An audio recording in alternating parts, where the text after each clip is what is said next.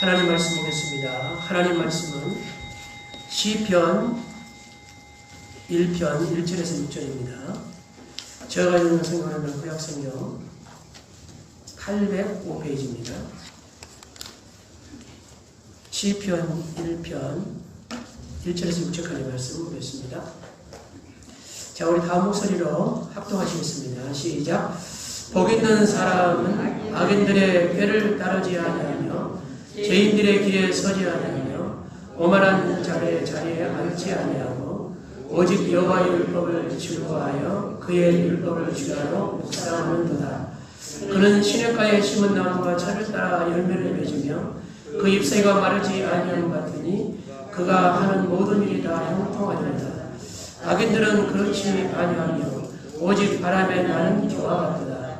그러므로 악인들은 심판을 견디지 못하며 죄인들이 의인들의 모임에 들지 못하리로다. 무릇 의인들의 길은 여호와께서 인정하시나 악인의 길은 망하리로다. 아멘. 네, 저는 오늘 본 말씀을 통하여 어떻게 복 있는 사람으로 살 수 있을까라는 제목을 함께 은혜를 나누고자 합니다. 따라하시겠습니다. 어떻게 복 있는 사람으로 살 수 있을까? 저와 여러분은 복 있는 사람입니까? 아니면 복 없는 사람입니까? 아멘. 여러분 그렇게 익히 답을 알고 계십니다. 네. 그래도 설교를 해야 되기 때문에 진행하고 있습니다. 마태복음 16장에 보면 어느 날 가이사랴 빌립보에 예수님께서 이르렀을 때 제자들에게 묻습니다. 사람들이 인자를 누구라 하느냐? 그러자 그 제자들이 대답을 하죠. 더러는 세례 요한이라고 합니다. 엘리야라고 합니다. 또는 에레미야나 선지자 중에 하나라고 말합니다. 라고 대답을 합니다. 이때 예수님께서 이 대답을 듣고 마음이 흡족하셨을까요? 만약에 예수님께서 이 대답을 듣고 마음이 흡족하셨으면 제자들에게 다시 묻지 않았을 것입니다. 예수님은 이 대답을 듣고 마음이 흡족하지 않았습니다. 그래서 제자들에게 다시 묻습니다. 너희는 그러면 나를 누구라고 하느냐? 그때 시몬 베드로가 대답을 합니다. 예, 주는 그리스도시요 살아계신 하나님의 아들이시다. 할렐루야. 주님이 그리스도인 것을 믿습니까? 아멘. 여러분, 주님이 그리스도이신 것을 믿는다면 나아가서 살아계신 하나님을 믿으시기를 바랍니다. 살아계신 하나님의 아들인 것을 믿으시기 바랍니다. 하나님께서 살아계신 것을 믿습니까? 우리가 이렇게 하나님께서 살아계신 것을 믿는다면 우리가 오늘 함께 주님 안에서 교제하면서 예배를 드리고 여러분이 저 얼굴을 마주보고 제가 여러분을 마주보고 있는 것처럼 그렇게 하나님의 살아계신다는 것을 믿으시기 바랍니다. 하나님은 그렇게 살아계시는 것입니다. 우리 눈앞에 이렇게 물리적으로 보이지 않는다 할지라도 하나님은 더 실제적으로 살아계신 것이죠. 이 대답을 들은 예수님께서 그야말로 흡족한 마음으로 극칭찬을 하십니다. 바요나 시몬아, 내가 복이 있도다. 이를 내게 알게 하니는 혈육이 아니다. 이 세상이 아니라는 거죠. 하늘에 계신 내 아버지이시니라. 예수께서 베드로에게 복이 있다고 선언한 이유가 무엇입니까? 내가 참 돈을 많이 벌었구나. 그래서 내가 참 복이 있다. 내가 참 보니까 명예를 얻었구나. 그래서 복이 있다. 내가 보니까 내가 참 출세를 했구나. 그래서 복이 있다. 그렇게 말씀하시지 않으시고 그 이유 때문에 복이 있다고 말씀하시는 것이 아니라 예수님에 대해서 그리스도시요 살아계신 하나님의 아들이라는 것을 알고 고백을 한 것에 대해서 복이 있다고 말씀을 하신 것입니다. 여기서 안다는 것은 우리가 영접한다는 것은 믿는 것이라고 말씀드렸죠. 영접하는 자, 그 아들을 믿는 자에게는 하나님의 자녀가 되는 권세가 있습니다. 할렐루야. 그러니까 주님을 영접한다는 것은 성경에 믿는다는 거예요. 이와 같이 하나님을 안다는 것, 그리스도를 안다는 것, 그것은 곧 그리스도를 믿는다는 것이 전제되어 있는 것입니다. 저와 여러분은 어떤 사람입니까? 베드로가 예수님을 주는 그리스도시요 하나님의 아들이라고 신앙 고백을 했던 것처럼 우리도 동일한 신앙 고백을 가지고 있는 사람인 줄을 믿습니다. 그러므로 그 신앙의 고백을 가지고 오늘도 이 자리에 나와서 하나님께 예배를 드릴 수 있는 것입니다. 이 자리에 나와 있는 저와 여러분은 다 복 있는 사람인 것입니다. 우리 가슴에 손을 대시고 한번 하겠습니다. 나는 복 있는 사람이다. 그리고 옆에 분도 좀 이렇게 인정해주고 축복해줘야 되지 않겠습니까? 당신도 복 있는 사람입니다. 네, 근데 여러분 좀 뒤가 좀 시원치 않은 것 같아요.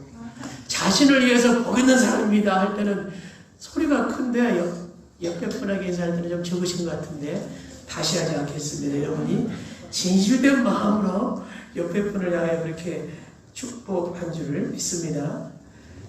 문제는 뭡니까? 하나님의 자녀는 복 있는 사람인데 하나님의 자녀는 자녀답게 살아야 하는 것처럼 복 있는 사람답게 살아야 되는데 복 있는 사람이면서 복 없는 사람처럼 사는 것이 문제입니다. 그 복 있는 사람으로 보이는 것은 여러 그 모양으로 보일 수 있어요. 그런데 우선 우리 표정 안에서 복 있는 사람으로 보일 수 있기를 바랍니다. 행복하면 행복한 걸 감출 수 있잖아요. 나오잖아요. 은혜가 우리 안에 충만해지면 은혜를 감출 수가 없어요. 그냥 은혜가 이렇게 나와요. 보여요. 꼭 뭐 대단한 영안이 열리지 않아도 이게 사람이 좀 느낄 수 있다니까요. 네, 그 정도는 다 될 수 있어요. 저기 뒤에 서 있는 분이 저하고 같이 사는 그 와이프인데요. 제가 사모라 그러는 게 아니라 여러분이 사모라 그러는 거죠. 가끔은 제가 좀 이렇게 좀 제가 곤란할 때 사모님이 그러십니까? 그럴 때도 있기는 합니다. 근데 원래 우리 와이프는 장로교를 다니고 태생이고 저는 감리교 태생이거든요. 근데 이제 군대 제대로 잠깐 기회를 가져갖고 3년 동안 쉴 때가 있었어요. 근데 저분이 제가 직장 생활하는데 알바를 하더라고요. 그래가지고 만나서 저보고 하는 말이 교회를 다니시는 분 같은데 본인은 장로교를 다니는데 순복음교회를 이렇게 지나가는데 성도님들이 그 계단에서 막 내려가지고 길가로 가는데 얼굴이 너무 밝다는 거예요. 화나고. 그러니까 즐거워 보이고. 근데 그 순복음교회를 한번 가고 싶은데 혼자 가려고 하니까 조금 멋쩍은데 좀 같이 갈 수 있냐고. 그래가지고 제가 마침 3년 동안 교회를 나가지 않고 방황하던 중에 그렇게 마음에 들지 않고 그러지 않아서 저분이 괜찮아 보이는 것 같아가지고 그냥 겸사겸사 그러지 않고 따라가서 제가 순복음 성도가 됐습니다. 감리교 성도가. 그러니까 저분이 순복음교를 가자고 했던 그 이유가 얼굴이 밝았기 때문에, 표정이 밝았기 때문에, 우리 모습부터 복 있는 사람으로 보일 수 있기를 축원을 드립니다. 아멘. 저도 그렇고 여러분도 그렇고. 할렐루야.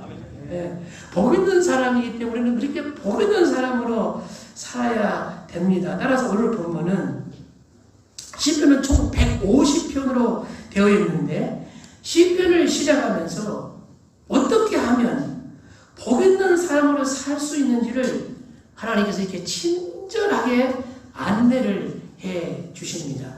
우리 1절 읽겠습니다. 시작. 복 있는 사람은 악인들의 꾀를 따르지 아니하며 죄인들의 길에 서지 아니하며 오만한 자들의 자리에 앉지 아니하고. 그 태종 때 영의정을 지낸 그 이직의 한 작품이 약간 변형되어 요즘 현대사에서 쓰이는 속담이 있는데, 까마귀 노는 곳에 백로야 가지 마라. 네. 이런 속담이 있습니다. 한마디로 뭡니까? 이게 섞이지 말라는 말입니다. 섞이지 마라. 복 있는 사람은 악인들과 섞이면 안 된다. 악인들과 섞이지 마라. 할렐루야. 예. 복 있는 사람은 죄인들과 섞이면 안 된다고 말씀하는 거예요. 죄인들과 섞이지 말아라. 복 있는 사람은 오만한 자들과 섞이면 안 된다. 오만한 자들과 섞이지 말아라. 그런데 우리가 가만히 보면 처음부터 섞입니까? 처음부터 아예 통째로 섞이는 사람은 그렇게 많지 않습니다. 창세기 3장에 보면 사단이 하와를 유혹할 때 처음부터 그냥 통째로 유혹하지 않았어요. 조금씩 유혹을 합니다. 마치 고기를 잡기 위해서 낚싯바늘에 미끼를 던지는 것처럼 미끼를 던지는 것부터 시작을 합니다. 뱀이 여자에게 말부터 이렇게 걸어오지 않습니까?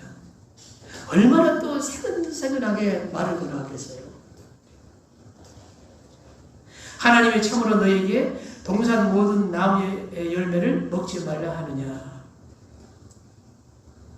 하나님께서 언제 동산 모든 나무의 열매를 먹지 말라고 했습니까? 하나님께서 동산 각종 나무의 열매를 임으로 먹되 선악을 알게 하는 나무를 먹지 말라고 했지, 모든 나무의 열매를 먹지 말라고 하나님께서 하신 적이 없습니다. 근데 사단이 헷갈리게 질문을 한 것입니다. 여기서부터 이 여자가 약간 헷갈려가지고 사단하고 말을 섞기 시작합니다. 말을 섞기 시작해요. 아니, 동산 나무의 열매를 먹을 수 있으나 하나님께서 동산 중앙에 있는 나무의 열매를 먹으면 죽을 수 있기 때문에 먹지도 말고 만지지도 말라고 했어. 하나님께서 언제 동산 중앙에 있는 나무의 열매를 먹으면 죽는다고 했지 죽을 수 있다고 했습니까? 죽을까 하느라고 했습니까? 그리고 만지지 말라는 말씀을 하지 않았습니다. 이 여자가 사단의 꾀에 빠져서 말을 섞다 보니까 헷갈리기 시작한 것입니다. 사단은 빈틈을 놓치지 않고 미혹의 발을 살짝 한 발짝 더 그 여자에게 들여놓습니다. 야, 너희가 몰라서 그러는데 너희가 그것을 먹잖아? 그러면 너희들의 눈이 밝아져서 선악을 알 줄 하나님이 알고 먹지 말라는 거야. 사단의 이 말 속에는 무서운 유혹이 숨어 있습니다. 너희 주인이 하나님이 아니라 이걸 먹으면 너가 스스로 주인이 돼서 하나님처럼 너가 살 수 있어. 그런 유혹 아닙니까? 하나님 없는 인생을 살 수 있다는 유혹입니다. 이 말을 듣는 순간에 이 여자의 눈이 뒤집혔습니다. 그리고 그 여자가 그 말을 듣고 그 나무를 본 순간에 먹음직하고 보암직하고 지혜로울 만큼 탐스럽게 보기 시작했고, 드디어 그 나무 열매를 따먹고 남편에게 주자 남편도 먹고 죄에 빠집니다. 계속 그 여자 해가지고 여성분들이 조금 기분이 나쁠 수 있을지 모르겠습니다만 남자도 똑같습니다. 같이 먹었습니다. 아담과 타락 이후로 세상에는 두 가지 영역이 있습니다. 악이 다스리는 영역이 있고 의가 다스리는 영역이 있습니다. 오늘 시편 기자는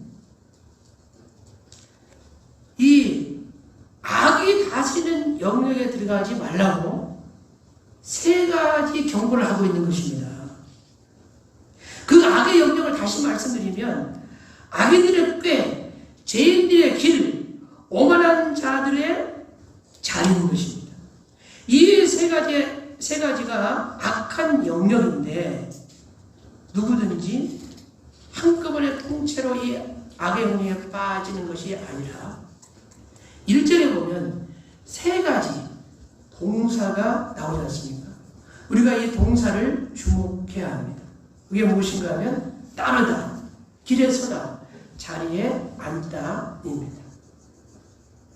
악이 우리를 유혹할 때 나는 악이다 이렇게 아주 그냥 험한 얼굴을 하고 무섭게 그렇게 다가오는 것이 아닙니다. 가면을 쓰고 슬며시 다가옵니다. 아니 겉으로 보기에는 더 화려해 보이고 아름다워 보이고 먹음직하고 보암직하고 지혜로울 만큼 정말로 이 세상에 그 어떤 것을 바꿀 수 없을 만큼 탐스러워 보일 수도 있습니다. 그러면 우리가 살짝 헷갈리고 속을 수 있다는 거죠. 네. 움켜쥐고 싶은 마음이 생길 수 있어요. 그런데 움켜쥐기는 뭔가 좀 찜찜합니다. 그런데 그냥 놓치기는 아깝습니다. 그래서 갈등을 하다가 눈치를 보다가 살짝 따라갑니다. 누가 보나 안 보나 살짝 따라갑니다. 그리고 거기에 섭니다. 그리고 거기에 앉아 버립니다. 우리가 흔한 그 대화 속에서도 보면 A라는 사람이 B라는 사람을 비난을 합니다. 그러면 여러분 비난은 좋은 것입니까? 안 좋은 것입니까? 최소한 그리스도인이라면 비난하는 것이 아니라 기도해야 되는 거 아닙니까? 그 비난하는 것은 안 좋은 것인 걸 알아요. 근데 그리스도인도 보면 이 자리에 그런 분 안 계시지만 A라는 사람이 B라는 사람을 비난하면 처음에는 저 아닌데 그러면 안 되는데 라고 처음에는 그렇게 생각을 합니다. 그러다가 계속 비난을 하면 미안해서 동전 안 할 수도 없고 할 수도 없고 또 마음이 찜찜하기도 하고 그러다가 슬며시 고개를 끄덕입니다. 그러다가 같이 비난을 하는 자리까지 가는 것을 보게 됩니다. 그래서 악의 영역에 빠지는 것입니다. 따라서 우리가 악의 영역에 빠지지 않기 위해서는 아예 어떻게 해야 됩니까? 출발을 하지 말아야 됩니다. 발을 뒤로 놓지를 말아야 합니다. 그 안에 들어가지를 말아야 합니다. 그 출발은 무엇입니까? 섞는 것입니다. 무엇과 섞지 말아야 돼요? 아예 악의 영역과는 섞지 말아야 돼요.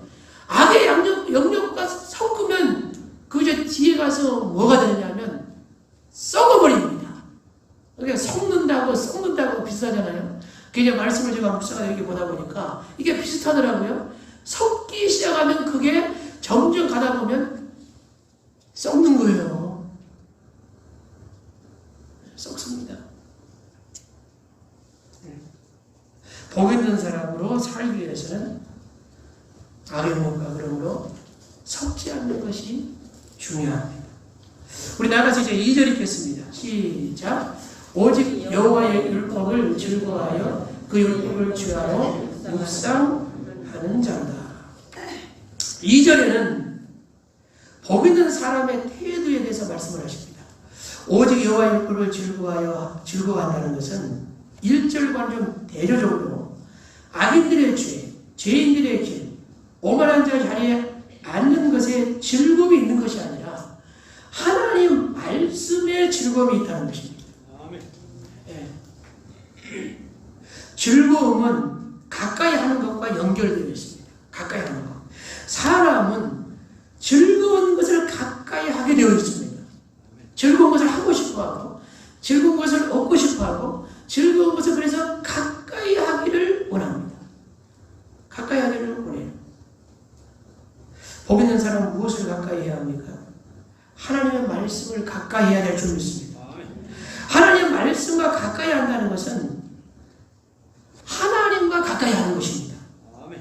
하나님과 가까이 하기 위해서는 우리가 어떻게 해야 돼요? 신앙생활과 멀어지면 안 됩니다.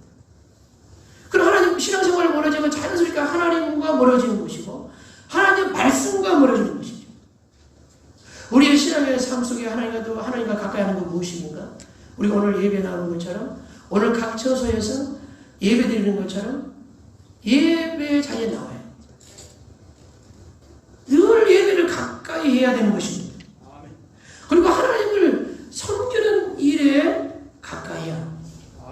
그래야 하나님과 가까이 되는 것입니다. 예배를 멀리하면서 말씀을 멀리하면서 하나님을 섬기는 걸 멀리하면서 가까이 줄 수 있습니까? 말씀 보는 걸 멀리하고 기도하는 걸 멀리하면서 가까워질 수 있습니까? 이거 너무나 우리는 쉬운 얘기입니다. 이거 멀어질 수밖에 없습니다. 네. 하나님 말씀을 가까이 할 때 우리는 하나님과 가까이 할 수 있는 것입니다. 코로나19 때문에 우리가 다음 경우에서 예배드리는 것이 너무나 오래졌습니다. 우리가 예배가 속히 정상적으로 회복되어야 될 줄을 믿습니다. 그래서 기도해야 됩니다. 이와 같은 중에도 우리가 처소에 있든지 어디에 있든지 더욱더 하나님과 가까이 할 수 있는 은혜가 있기를 주의 이름으로 축원합니다. 하나님과 가까이 하기 위해서는 말씀을 가까이 하고 말씀을 오늘 이렇게 묵상하라고 말씀하는데 말씀을 묵상한다는 것은 이게 읊조리다, 중을 그리다는 뜻이 있습니다. 사람이요 무엇인가 이렇게 간절히 사모하게 되면 나도 모르게 그걸 이렇게 중얼대고 있는 것을 보게 됩니다. 정말로 무엇인가를 간절히 사모하게 되면 꿈에서도 중얼거리더라고요. 우리 할머니가 소천하셨습니다만 제가 어렸을 때 보면 할머니가 꿈을 꾸면 이렇게 꼭 말씀을 하셔요. 그 꿈에도 중얼중얼 되시더라고요. 근데 가끔 들어보면 그 할머니가 이렇게 마음에 원한다는 것을 이렇게 원하시는 것을 꿈에서 중얼거리는 걸 이렇게 볼 수 있었습니다. 그래서 정말 우리가 간절히 사모하는 것이 있으면 이게 우리가 중얼되게 되는 것이 있습니다. 저는 한번 생각해 봤어요. 예, 제가 무엇을 요즘 중얼대고 있는가? 뭘 중얼대고 있는가? 진짜 신앙은 정말로 내 안에 주의 말씀을 가득 차서 그냥 옆구리에서 누가 쿡 찌르기만 하면 아야가 나오는 게 아니라 하나님의 말씀이 나오고 은혜가 나오고 할렐루야. 예, 믿음의 고백이 나오는 사람이 정말로 믿음의 사람 아니겠습니까? 그걸 중얼대고 사는 사람이 아니겠습니까? 정말로 우리가 하나님의 말씀을 중얼대고 사는 사람이라면 옆에 꼭 찌르면 말씀이 나오는 거예요. 예. 한번 생각해 보시기 바랍니다. 저도 그렇고 여러분도 그렇고 우리는 무엇을 중얼대며 살고 있는가? 나도 모르는 사이. 그게 내가 그 중얼대고 살고 있는 게 가장 내가 지금 바라고 있고 소망하고 있는 것입니다. 우리는 하나님 말씀을 중얼대야 할 줄을 믿습니다. 우리가 주기도문에서 하나님의 뜻이 이 땅에서 이루어지기를 기도하지 않습니까?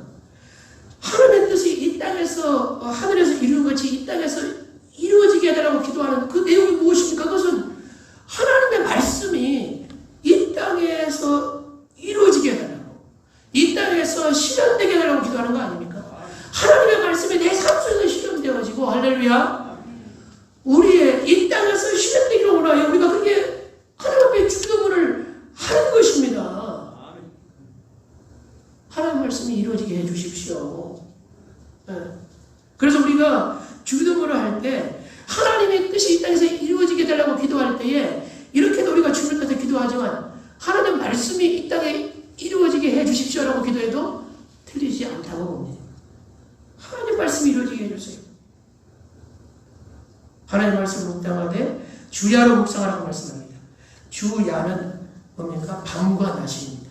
하루는 밤과 낮으로 크게 이루어졌습니다. 그리고 24시간을 말합니다. 그러니까 주야로 묵상하라는 것은 하루 전체를 말합니다. 우리가 하루 동안에 살아가면서 미국의 어떤 학자가 통계를 냈는데 거짓말을 몇 번 하고 사는가? 몇 번 하고 사는가? 네? 그런데 정말 어렵게 살고 인격적으로 산다는 사람도 거짓말을 거의 이 100단위로 한답니다. 100단위로. 자기도 모르는 사이에 거짓말을 한대요. 자기도 모르는 사이에 거짓말을 해요. 자기도 모르는 사이에. 그러니까 하나님 말씀을 묵상하고 살지 아니하면 우리는 연약하기 때문에 이런 존재일 수밖에 없는 거예요. 하나님 말씀을 묵상할 때 하루 2시간, 4시간 동안에 슬픈 일도 있을 수 있고 즐거운 일이 있을 수도 있습니다. 힘든 일이 있을 수도 있고 어려운 일이 있을 수도 있고 때로는 아침에 칭찬 들었다가 저녁에 꾸지람을 들을 수도 있고 앞에서 칭찬 들었다가 돌아서면서 꾸지람을 들을 수도 있고 내가 뜻대로 마음대로 되는 때도 있고 되지 않은 때도 있는 것입니다. 그와 상관없이 하루 종일 먹는다 하나님의 말씀을 즐거워하는 거예요. 그렇게 묵상하라고 오늘 2절에 말씀을 하십니다. 이렇게 하나님 말씀을 주야로 묵상하는 자에게 주신 결과에 대해서 이제 3절에 말씀하는데 우리 3절 한번 읽어보겠습니다. 그는 시냇가에 심은 나무가 철을 따라 열매를 맺으며 그 잎사귀가 마르지 아니한 것 같으니 그가 하는 모든 일이 다 형통하리로다. 이런 자에게 하나님께서 그가 하는 모든 일에 대해서 형통하게 하신다라고 말씀하십니다. 그러니까 형통의 길이 다른 데 있지 않고 1절에 하지 말할 것을 하지 않고 2절에 해야 할 것을 하는 데에 형통의 길이 있는 것입니다. 하나님께서 형통하게 하신다고 말씀하실 때에 어떻게 형통하게 하신다고 말씀합니까? 시냇가에 심은 나무처럼 형통하게 하시고 잎사귀가 마르지 않은같이 형통하게 하신다. 그렇게 말씀합니다. 시냇가에 심겨진 나무와 한번 이렇게 건조한 땅, 간조한 땅, 그런 광야에 심겨진 나무를 한번 좀 비교해서 한번 상상해 보시기를 바랍니다. 저와 여러분이 각자 나무를 하면 어떻겠습니까? 이스라엘 땅은 1년에 약 5개월 동안 건기를 맞이합니다. 이때는 그 시내도 다 이렇게 말라 버립니다. 여기서 말하는 시내는 그런 시내가 아니라 관계 수로를 통해서 1년 내내 그 시내에 물이 공급됨으로 말미암아 마르지 않는 시내를 말하는데 영적으로는 시내가에 심겨졌다는 것은 말씀에 뿌리를 내리는 것을 말합니다.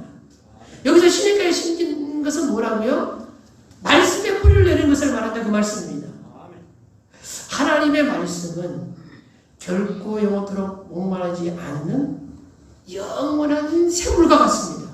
그 요한복음 4장 13절로 14절에 수가성 우물가에서 만난 여인에게 예수께서 이렇게 말씀하셨습니다. 예수께서 이르시되 이 물을 마시는 자마다 목마르려니와 내가 주는 물을 마시는 자는 영원히 목마르지 아니하리니 내가 주는 물은 그 속에서 영생하도록 솟아나는 샘물이 되리라. 그 결과 나무가 철을 따라 열매를 맺고 잎새가 마르지 아니하며 그가 하는 모든 일에 형통하게 되는 것입니다. 형통의 근거가 바로 여기에 있습니다. 시냇가에 있습니다. 샘물에 있습니다. 하나님의 말씀에 있습니다. 하나님께 형통의 근거가 있음을 믿으시기를 주의 이름으로 축원합니다. 마가복음 5장에 보면 귀신 들린 아들을 둔 아버지가 예수님께 와서 우리 아이가 귀신에 들려서 물에도 넘어집니다. 불에도 넘어집니다. 이 형통한 삶이 아니죠. 이 고통 가운데에 그 아버지가 예수님께 간청을 합니다. 무엇을 할 수 있거든 우리를 불쌍히 여겨주십시오. 그때 예수님께서 그 아이에게, 그 아이의 아버지에게 꾸짖듯이 이렇게 말합니다. 할 수 있거든이 무슨 말이냐? 믿는 자에게 능치 무담이 없느니라.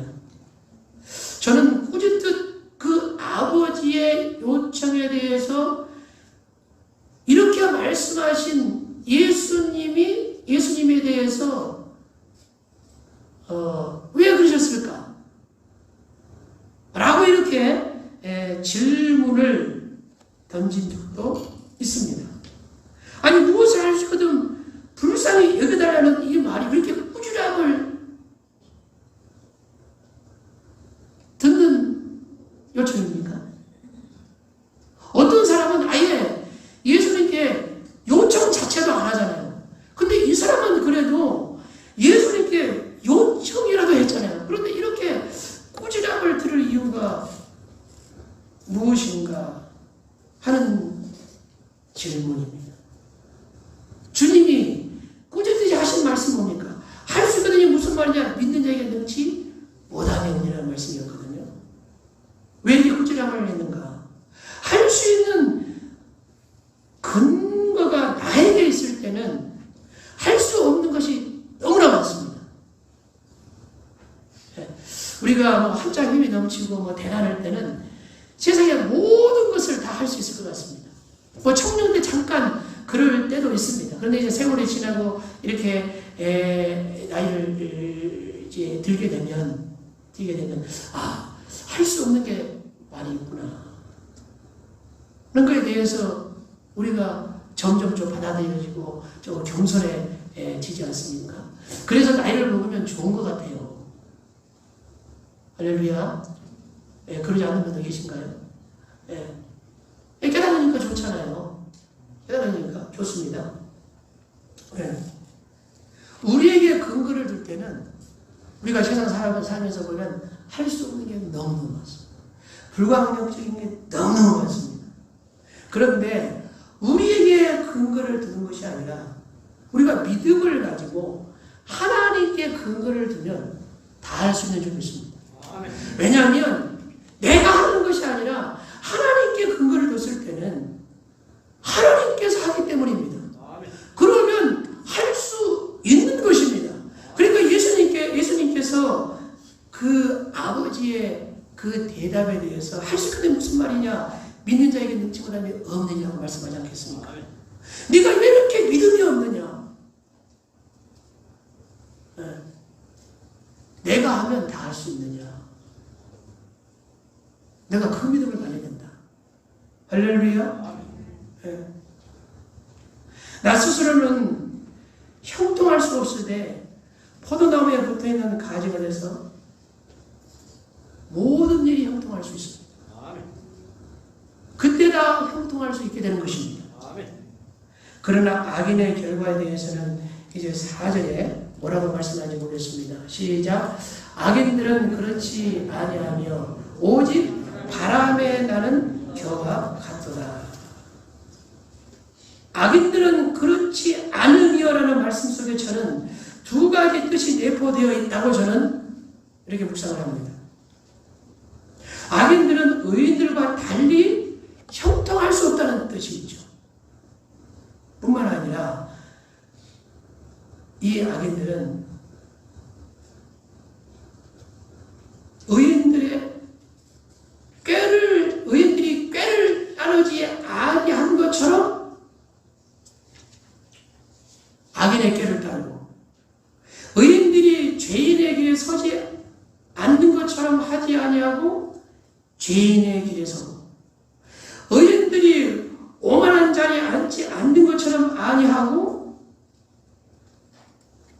오만한 자리에 앉는 사람. 악인들이 그렇지 아니하며라는 말 속에 이 내용이 저는 함께 포함되어 있는 것으로 저는 은혜를 받습니다. 이것을 한 문장으로 표현하면 하나님을 점점 떠나는 삶을 말합니다. 이 사람의 결과는 바람에 나는 겨와 같을 수밖에 없습니다.